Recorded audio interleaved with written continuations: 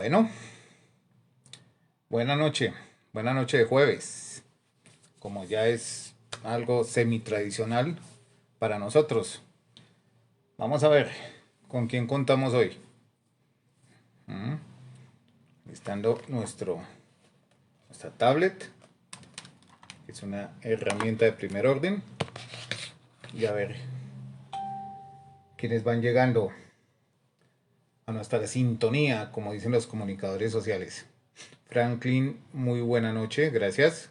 Eres el primero en llegar hoy. Punto a tu favor. Te agradezco la solidaridad. ¿Mm?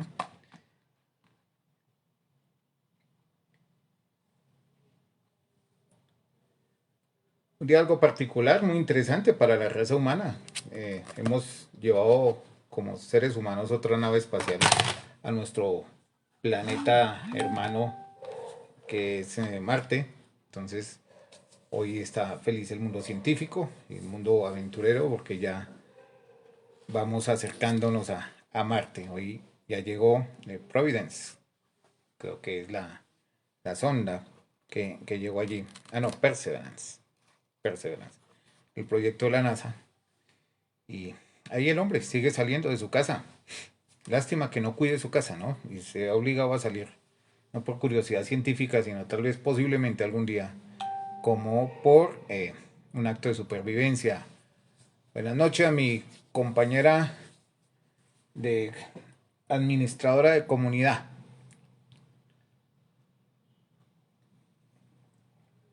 Y a mis colegas lectores de todas estas noches, a la comunidad tomasina en extenso, a que nos acompañan aquí como una manera de pasar un rato ameno, con lecturas diversas y cambiando un poco esta rutina que ya nos tiene eh, cansados a algunos y desesperados a otros. En fin. Vuelve hoy Margaret Yourcenar, la autora belga de nacimiento, estadounidense después por adopción, y una de las más importantes del siglo XX. Ya habíamos echando memoria un poquito hacia atrás, leído una parte de su obra. Es una obra que en lo personal me gusta mucho, ¿sí? Y Laura Urbina, buenas noches Laura. 803 aquí en Bogotá. ¿Mm? Lo decimos porque nos ven fuera de la ciudad y fuera del país. Saludo a todos en cualquier lado donde haya un ser humano compartiendo con nosotros. Buenas noches, buen día, buena tarde. Hola, como dice una de mis colegas que le encanta decir hola, hola. ¿Mm? Bien, al punto. Vamos con Marguerite Yourcenar. Hay uno de los textos eh, que me agradan mucho de ella que se llaman Cuentos Orientales. Hay 4 cuentos allí muy interesantes. Pero hoy quiero eh, leer el que aparece ahí de primeras, que se llama ¿Cómo se salvó Wang Fo? Wang Fo. ¿Mm? Bueno, dejo por ahora los saludos a mi compañera y vámonos al punto. ¿Cómo se salvó Wang Fo? El anciano pintor Wang Fo y su discípulo Lin erraban por los caminos del reino de Han. Avanzaban lentamente, pues Wang Fo se detenía durante la noche a contemplar los astros y durante el día a mirar las libélulas. No iban muy cargados, ya que Wang Fo amaba la imagen de las cosas y no las cosas en sí mismas, y ningún objeto del mundo le parecía digno de ser adquirido a no ser pinceles, tarros de laca y rollos de seda o de papel de arroz. Eran pobres, pues Wang Fo trocaba sus pinturas por una ración de mijo y despreciaba las monedas de plata. Su discípulo Lin, doblándose bajo el peso de un saco lleno de bocetos, encorvaba respetuosamente la espalda como si llevara encima la bóveda celeste, ya que aquel saco, a los ojos de Lin, estaba lleno de montañas cubiertas de nieve, de ríos en primavera y el rostro de la luna de verano. Lin no había nacido para correr los caminos al lado de un anciano que se apoderaba de la aurora y apresaba el crepúsculo. Su padre era cambista de oro, su madre era la hija única de un comerciante de jade que le había legado sus bienes, maldiciéndola por no ser un hijo. Lin había crecido en una casa donde la riqueza abolía las inseguridades. Aquella existencia, cuidadosamente resguardada, lo había vuelto tímido, tenía miedo de los insectos, de la tormenta y del rostro de los muertos. Cuando cumplió 15 años, su padre le escogió una esposa y la eligió muy bella, pues la idea de la felicidad que proporcionaba a su hijo lo consolaba de haber llegado a la edad en que la noche solo sirve para dormir. La esposa de Ling era frágil como un junco, infantil como la leche, dulce como la saliva, salada como las lágrimas. Hasta ahora caigo en cuenta que la saliva es dulce. Después de la boda, los padres de Ling llevaron su discreción hasta el punto de morirse, y su hijo se quedó solo en su casa, pintada de cinabrio, en compañía de su joven esposa, que sonreía sin cesar, y de un ciruelo que daba flores rosas cada primavera. Lin amó a aquella mujer de corazón límpido igual que se ama a un espejo que no se empaña nunca, o a un talismán que siempre nos protege. Acudía a las casas de té para seguir la moda y favorecía moderadamente a bailarinas y acróbatas. Hablando de té, salud. Una noche, en una taberna, tuvo por compañero de mesa a Wang Fo. El anciano había bebido para ponerse en un estado que le permitiera pintar con realismo a un ebrio. Su cabeza se inclinaba hacia un lado, como si se esforzara por medir la distancia que separaba la mano de la taza. El alcohol de arroz desataba la lengua de aquel artesano taciturno, y aquella noche Juan hablaba como si el silencio fuera una pared y las palabras unos colores destinados a embadurnarla. Gracias a él, Lin conoció a la belleza que reflejaban las caras de los bebedores, difuminadas por el humo de las bebidas calientes, el esplendor tostado de las carnes lamidas de una forma desigual por los lengüetazos del fuego, y el exquisito color de rosa de las manchas de vino esparcidas por los manteles como pétalos marchitos. Una ráfaga de viento abrió la ventana. El aguacero penetró en la habitación y Wang Fo se agachó para que Lin admirase la lívida veta del rayo y Lin, maravillado, dejó de tener miedo a las tormentas. Lin pagó la cuenta del viejo pintor. Como Wang Fo no tenía ni dinero ni morada, le ofreció humildemente un refugio. Hicieron juntos el camino. Lin llevaba un farol. Su luz proyectaba en los charcos inesperados destellos. Aquella noche, Lin se enteró con sorpresa de que los muros de su casa no eran rojos, como él creía, sino que tenían el color de una naranja que se empieza a pudrir.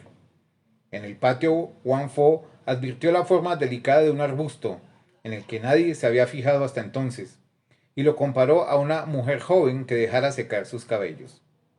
En el pasillo siguió con arrobo el andar vacilante de una hormiga a lo largo de las grietas de la pared, y el horror que Lin sentía por aquellos bichitos se desvaneció.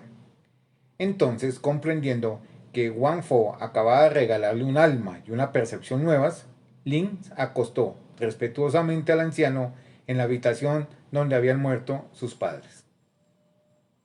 Hacía años que Wang Fo soñaba con hacer el retrato de una princesa de antaño tocando el laúd bajo un sauce. Ninguna mujer le parecía lo bastante irreal para servirle de modelo, pero Lin podía hacerlo, puesto que no era una mujer. Más tarde, Wang Fo habló de pintar a un joven príncipe, tensando el arco al pie de un alto cedro. Ningún joven de la época actual era lo bastante irreal para servirle de modelo, pero Lin mandó posar a su mujer bajo el ciruelo del jardín. Después Wang Fo la pintó vestida de hada entre las nubes de poniente y la joven lloró, pues aquello era un presagio de muerte. Desde que Lin prefería los retratos que le hacía Wang Fo a ella misma, su rostro se marchitaba como la flor que lucha con el viento o con las lluvias de verano. Una mañana la encontraron colgada de las ramas del ciruelo rosa. Las puntas de la bufanda de seda que la estrangulaba flotaban al viento mezcladas con sus cabellos. Parecía aún más esbelta que de costumbre y tan pura como las beldades que cantan los poetas de tiempos pasados. Wang Fo la pintó por última vez, pues le gustaba ese color verdoso que adquiere el rostro de los muertos. Su discípulo Lin desleía los colores y este trabajo exigía tanta aplicación que se olvidó de verter unas lágrimas. Lin vendió sucesivamente sus esclavos, sus jades y los peces de su estanque para proporcionar al maestro tarros de tinta púrpura que venían de Occidente. Cuando la casa estuvo vacía, se marcharon y Lin cerró tras él la puerta de su pasado. Wang Fo estaba cansado de una ciudad en donde ya las caras no podían enseñarle ningún secreto de belleza o de fealdad, y juntos, ambos, maestro y discípulo, vagaron por los caminos del reino de Han. Su reputación los precedía por los pueblos, en el umbral de los castillos fortificados y bajo el pórtico de los templos donde se refugian los peregrinos inquietos al llegar el crepúsculo. Se decía que Wang Fo tenía el poder de dar vida a sus pinturas gracias a un último toque de color que añadía a los ojos. Los granjeros acudían a suplicarle que les pintase un perro guardián, y los señores querían que les hiciera imágenes de soldados. Los sacerdotes honraban a Wang Fo como un sabio. El pueblo lo temía como a un brujo. Wang se alegraba de estas diferencias de opiniones que le permitían estudiar a su alrededor las expresiones de gratitud, de miedo o de veneración. Lin mendigaba la comida, velaba el sueño de su maestro y aprovechaba sus éxtasis para darle masaje en los pies. Al apuntar el día, mientras el anciano seguía durmiendo, salía en busca de paisajes tímidos, escondidos detrás de los bosquecillos de juncos. Por la noche, cuando el maestro desanimado tiraba sus pinceles al suelo, él los recogía. Cuando Wang Fo estaba triste y hablaba de su avanzada edad, Lin le mostraba sonriente el tronco sólido de un viejo roble. Cuando Wang Fo estaba alegre y soltaba sus chanzas, Lin fingía escucharlo humildemente. Un día al atardecer, llegaron a los arrabales de la ciudad imperial y Lin buscó para Wang Fo un albergue donde pasar la noche. El anciano se envolvió en sus harapos y Lin se acostó junto a él para darle calor, pues la primavera acababa de llegar y el suelo de barro estaba helado aún. Al llegar el alba, unos pesados pasos resonaron por los pasillos de la posada. Se oyeron los susurros amedrentados del posadero y unos gritos de mando proferidos en lengua bárbara. Lin se estremeció, recordando que el día anterior había robado un pastel de arroz para la comida del maestro. No puso en duda que venían a arrestarlo y se preguntó quién ayudaría mañana a Wang Fo a vadear el próximo río. Entraron los soldados provistos de faroles. La llama que se filtraba a través del papel de colores ponía luces rojas y azules en sus cascos de cuero. La cuerda de un arco vibraba en su hombro, y de repente los más feroces rugían sin razón alguna. Pusieron su pesada mano en la nuca de Wang Fo, quien no pudo evitar fijarse en que sus mangas no hacían juego con el color de sus abrigos. Ayudado por su discípulo, Wang Fo siguió a los soldados tropezando por unos caminos desiguales. Los transeúntes agrupados se mofaban de aquellos dos criminales a quienes probablemente iban a decapitar. A todas las preguntas que hacía Wang, los soldados contestaban con una mueca salvaje. Sus manos atadas le dolían y Lin, desesperado, miraba a su maestro sonriente, lo que era para él una manera más tierna de llorar. Llegaron a la puerta del Palacio Imperial, cuyos muros color violeta se erguían en pleno día como un trozo de crepúsculo. Los soldados obligaron a Wang Fo a franquear innumerables salas cuadradas o circulares cuya forma simbolizaba las estaciones, los puntos cardinales, lo masculino y lo femenino, la longevidad, las prerrogativas del poder. Las puertas giraban sobre sí mismas mientras emitían una nota de música, y su disposición era tal que podía recorrerse toda la gama al atravesar el palacio de levante a poniente. Todo se concertaba para dar idea de un poder y de unas sutilezas sobrehumanas, y se percibía que las más íntimas órdenes que allí se pronunciaban debían ser definitivas y terribles, como la sabiduría de los antepasados. Finalmente el aire se enrareció. El silencio se hizo tan profundo que ni un torturado se hubiera atrevido a gritar. Un eunuco levantó una cortina. Los soldados temblaron como mujeres, y el grupito entró en la sala en donde se hallaba el Hijo del Cielo sentado en su trono. Era una sala desprovista de paredes, sostenida por unas macizas columnas de piedra azul. Florecía un jardín al otro lado de los fustes de mármol, y a cada una de las flores que encerraban sus bosquecillos pertenecía a una exótica especie traída de allende los mares. Pero ninguna de ellas tenía perfume, por temor a que la meditación del dragón celeste se viera turbada por los buenos olores.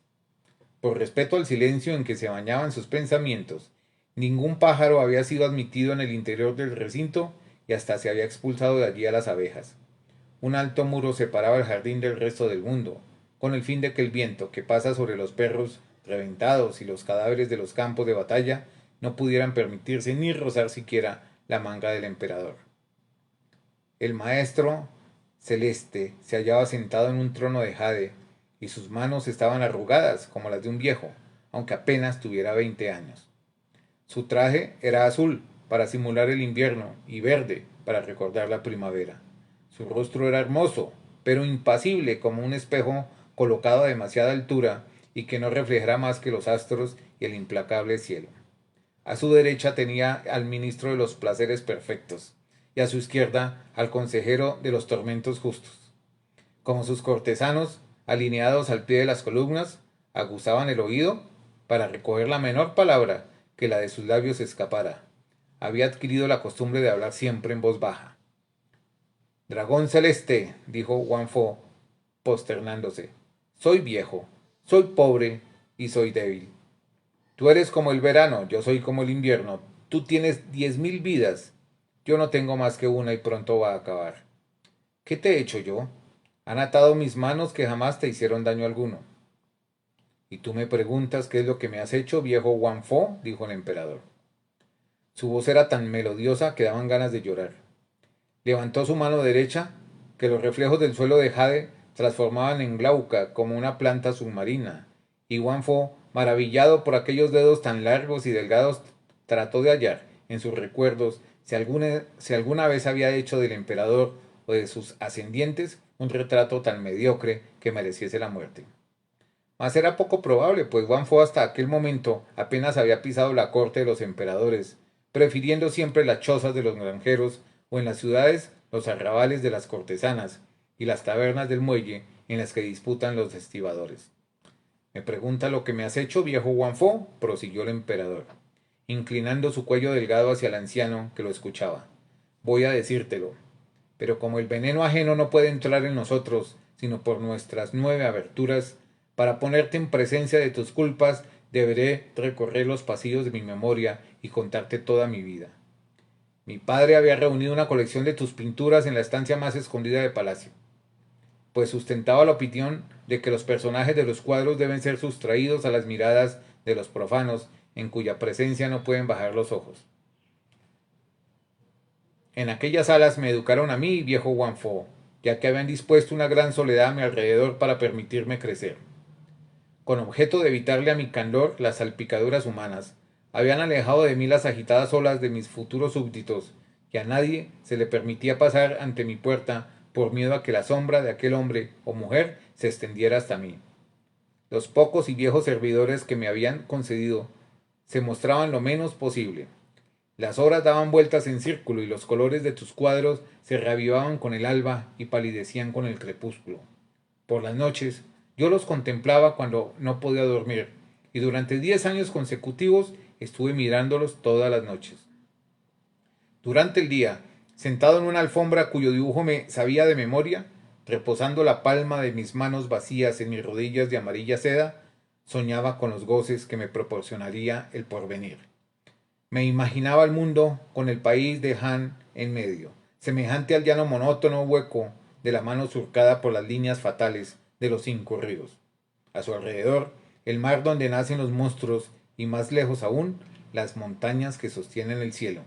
Y para ayudarme a imaginar todas esas cosas, yo me valía de tus pinturas. Me hiciste creer que el mar se parecía a la vasta capa de agua extendida en tus telas, tan azul que una piedra al caer no puede por menos de convertirse en zafiro, que las mujeres se abrían y se cerraban como las flores, semejantes a las criaturas que avanzaban, empujadas por el viento, por los senderos de tus jardines, y que los jóvenes guerreros de delgada cintura, que veían en las fortalezas de las fronteras, eran como flechas que podían traspasarnos el corazón. A los 17 años vi abrirse las puertas que me separaban del mundo. Subí a la terraza del palacio a mirar las nubes, pero eran menos hermosas que las de tus crepúsculos. Pedí mi litera. Sacudido por los caminos cuyo barro y piedras yo no había previsto, recorrí las provincias del imperio sin hallar tus jardines llenos de mujeres parecidas a luciérnagas, aquellas mujeres que tú pintabas y cuyo cuerpo es como un jardín. Los guijarros de las orillas me asquearon de los océanos. La sangre de los ajusticiados es menos roja que la granada que se ve en tus cuadros. Los parásitos que hay en los pueblos me impiden ver la belleza de los arrozales. La carne de las mujeres vivas me repugna tanto como la carne muerta que cuelga de los ganchos en las carnicerías, y la risa vulgar de mis soldados me da náuseas. Me has mentido, Guanfo, viejo impostor. El mundo no es más que un amasijo de manchas confusas, lanzadas al vacío por un pintor insensato, borradas sin cesar por nuestras lágrimas. El reino de Jano es el más hermoso de los reinos, y yo no soy el emperador. El único imperio sobre el que vale la pena reinar es aquel donde tú penetras, viejo Guanfo, por el camino de las 1000 curvas y de los 10.000 colores. Solo tú reinas en paz sobre unas montañas cubiertas por una nieve que no puede derretirse y sobre unos campos de narcisos que nunca se marchitan. Y por eso, Guanfo, he buscado el suplicio que iba a reservarte, a ti, cuyos sortilegios han hecho que me asquee de cuanto poseo y me han hecho desear lo que jamás podré poseer. Y para encerrarte en el único calabozo de donde no vas a poder salir, he decidido que te quemen los ojos, ya que tus ojos, Guanfo, son las dos puertas mágicas que abren tu reino. Y puesto que tus manos son los dos caminos, divididos en 10 bifurcaciones que te llevan al corazón de tu imperio, he dispuesto que te corten las manos. ¿Me has entendido, viejo Guanfo? Al escuchar esta sentencia, el discípulo Lin se arrancó del cinturón un cuchillo mellado y se precipitó sobre el emperador. 2 guardias lo apresaron. El hijo del cielo sonrió y añadió con un suspiro: Y te odio también, viejo Guanfo, porque has sabido hacerte amar. Matad a ese perro. Lin dio un salto para evitar que su sangre manchase el traje de su maestro. Uno de los soldados levantó el sable, y la cabeza de Lin se desprendió de su nuca, semejante a una flor tronchada.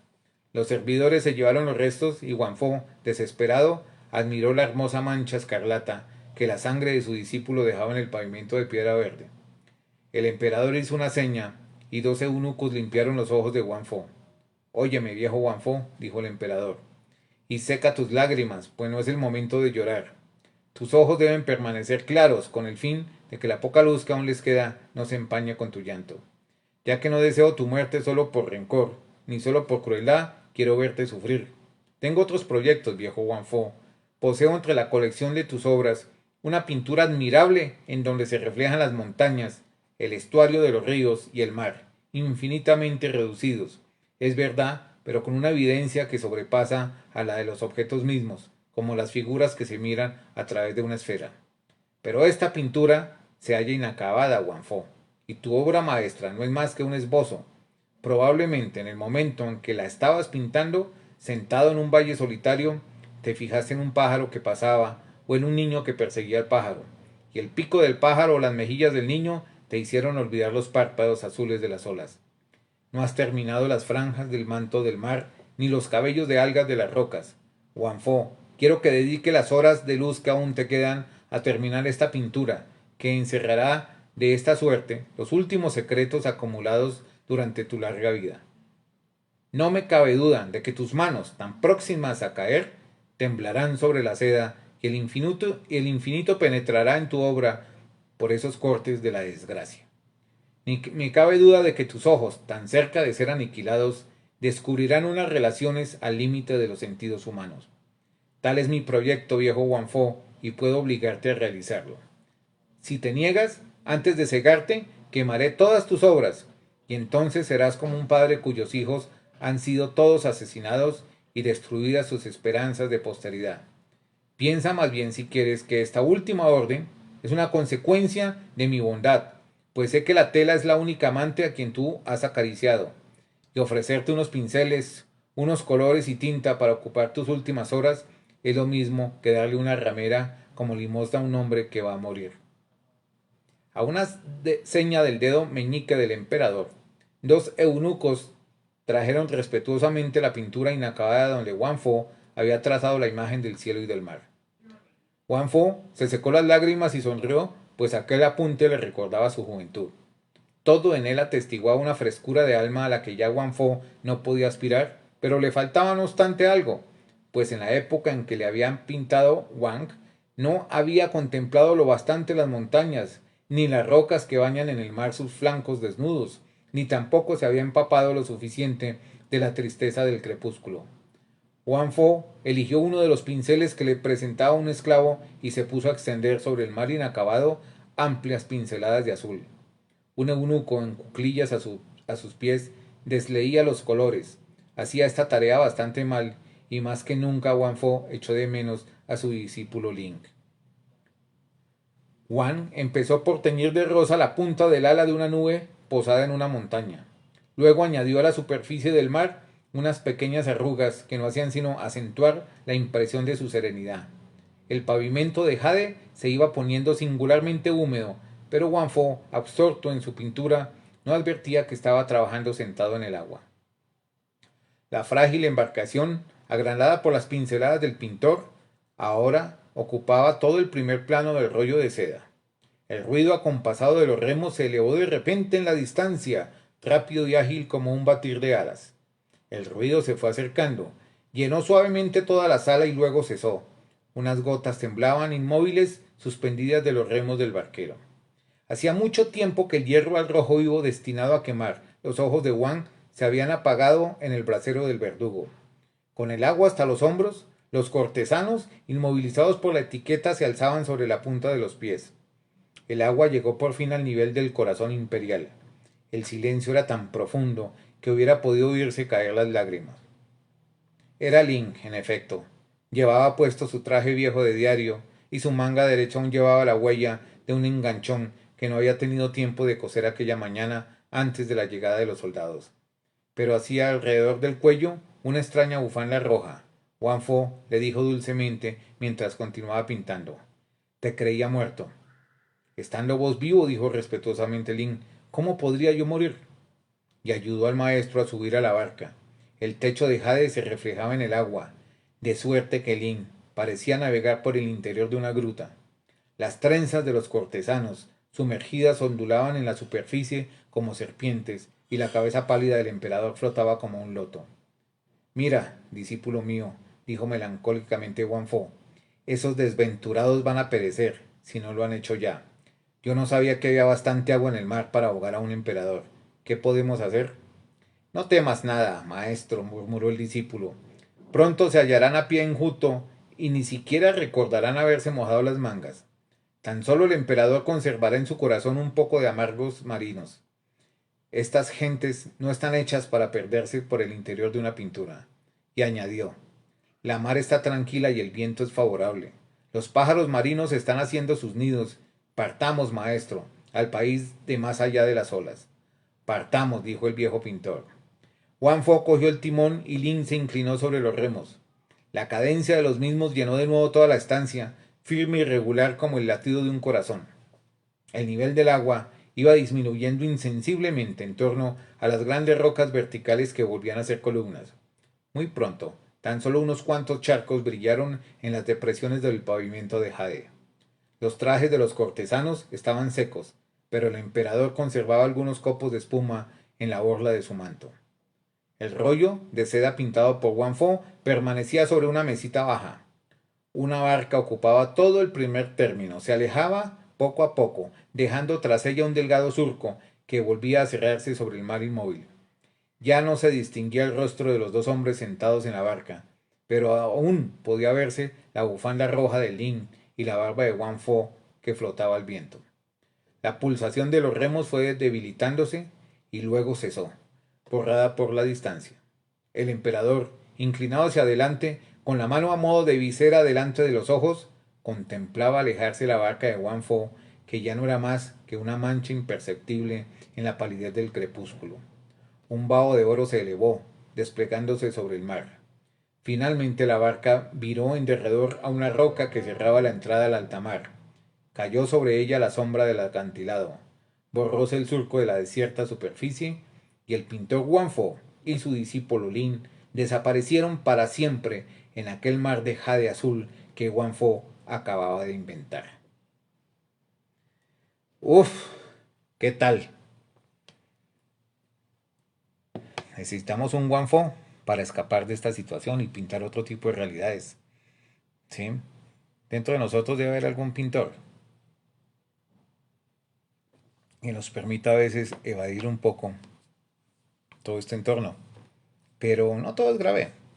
Yo soy un hombre feliz porque ustedes están allá, al otro lado. Entonces a Felipe Grisales, a Dana Carolina Gómez y a todos los otros que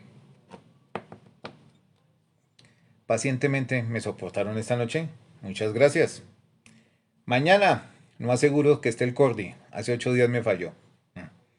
Pero uno de nosotros estará nuevamente con ustedes, con otro tipo de literatura y otras cosas, pero siempre con la misma alegría y el placer de estar juntos. Feliz noche para todos.